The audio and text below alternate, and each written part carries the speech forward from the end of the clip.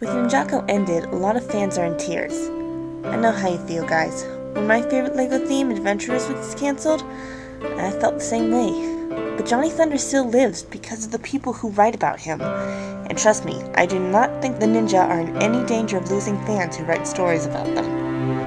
The trick to writing good fan fiction? Being able to back up what you're writing using things from the series, real-life information, and your own experiences. So here's me, Scarheart, divided into LEGO knowledge, creative side, and researcher, here to show you what I've applied in my own fanfictions, and to give you Ninjago fans out there some ideas on where you can start writing.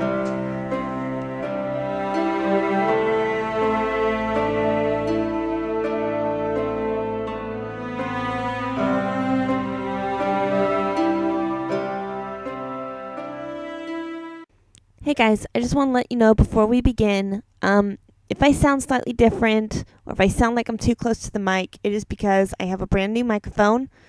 My old one finally gave out on me. It lasted me quite some time, so I don't blame it. And my brother was nice enough to give me one of his, but I'm still getting used to it because it is a handheld one rather than one that you can just sit down and it'll record your voice at any length. So I'm still getting used to this. Please bear with me. A few episodes back, I talked to you guys about creating villains. Villains are important because they make sure that there is danger for the heroes to focus on. But they aren't the only things that are threatening the ninjas. The land of Ninjago is full of different landscapes. We have vast oceans, the coniferous forests of tranquility, the lush jungles of the Dark Island, the desert where the ninjas find the bounty, and the icy region of the frozen wasteland. Every environment is amazing in its own way. However, all of them have dangers connected to them. So today, I'm going to go over these previously mentioned landscapes and discuss the dangers that are associated with each one. Let's start off with oceans. I mean, the bounty's an old pirate ship after all. The first danger of being out in the ocean, or be it in a boat or on a small island, is the lack of fresh water. Salt water is undrinkable. Seawater can make you sick. However, it is pretty easy to make a device that can separate water from salt and microorganisms in the seawater. Heck, you can make such a device using just household materials. So for someone like Jay, creating something to give the ninjas drinking water should be a breeze. The second danger is drowning. Okay, it's hardly debatable whether or not Zane needs to breathe, but everyone else on the bounty needs to. Scuba gear is a must. But remember, you need lessons to learn how to use scuba gear safely. I know. I've taken one. The ninjas also need to learn how to signal each other underwater and how to buddy breathe. Buddy breathing is basically taking turns breathing water out of a different person's air tank. Somehow, I don't think these are in Sensei Wu's lesson book, so you're going to have to find a way to explain how the ninjas know how to do this. Now, some oceanic dangers are shown in episode 22. First, there's sea creatures. The ninjas won't be able to fight them as easily underwater due to the physics there. However, a majority of sea creatures are like bees. If you don't bug them, they won't bug you. Even in the end, the Leviathan didn't mean the ninjas any harm. He's just sick and tired of being chained up. The star teeth are a bit more threatening though, as they obviously are aggressive. So, the ninjas should bring sharp weapons underwater, such as swords and daggers, just in case. As for hurricanes, honestly all the ninjas can do is set sail and pray for the best, and have Jay change his undies afterwards. On a related note, rivers can also have rapids. Some of you may remember I put Zane up against these in A Tale of Zane. It's very difficult to swim in rapids. And I showed that the ninjas needed to grab onto something to keep their head above the water. And beyond there, it's either you hope that someone can pull you out, or that you can somehow swim to calmer waters, or at least get carried to them. Next we have the forests, which honestly aren't as dangerous as other places. Okay, so we have poisonous plants that can give you a rash, and animals that can have rabies, but for the most part, the best way to take care of them is to avoid them and know what they are. One danger that is less common, however, and is an actual threat, is forest fires.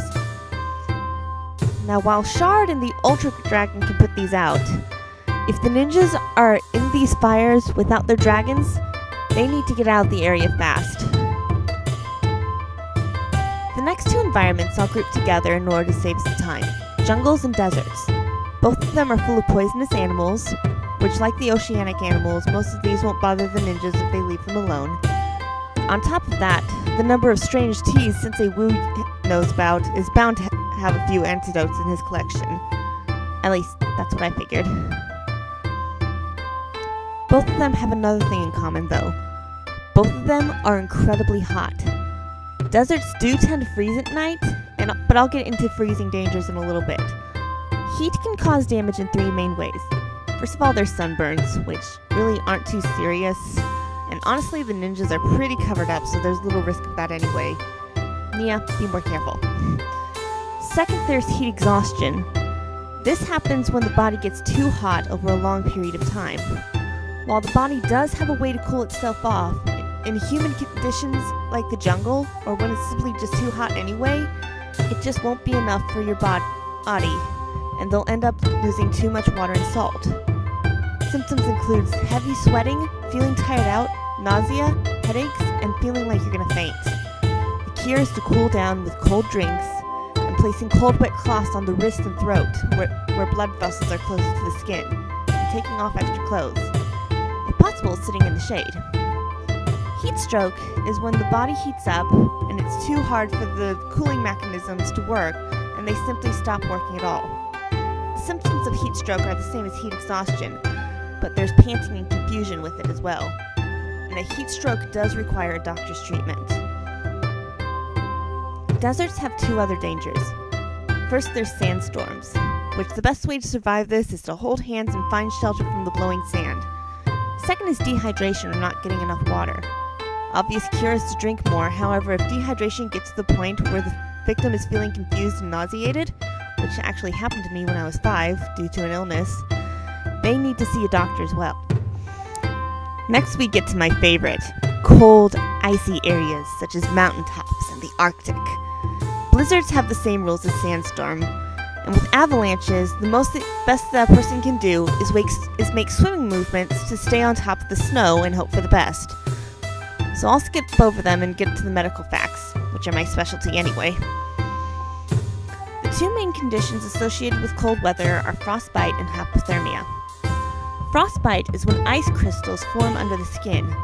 You should not touch the area and submerge it in warm water, and do not try to warm it by a fire.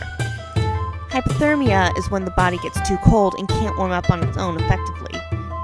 So even if you put a coat on the victim, it's not going to help. Symptoms include shivering or suddenly stop shivering because they're too cold to shiver, confusion, slow movements, and extreme cases, passing out. The best cure is to bring them someplace warm and sheltered from wind and wrap them in blankets and give them hot drinks. In extreme circumstances, you may need to put two naked ninjas together so that they can share body heat.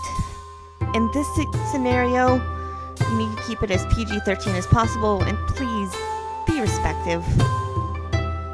Now, as for the whole getting ill from being out in the cold, well, medical science says it's not the case, and even Ninjago doesn't seem to follow this rule. Otherwise, Nia would probably have pneumonia after episode 2. I mean, she's out there without any sleeves on.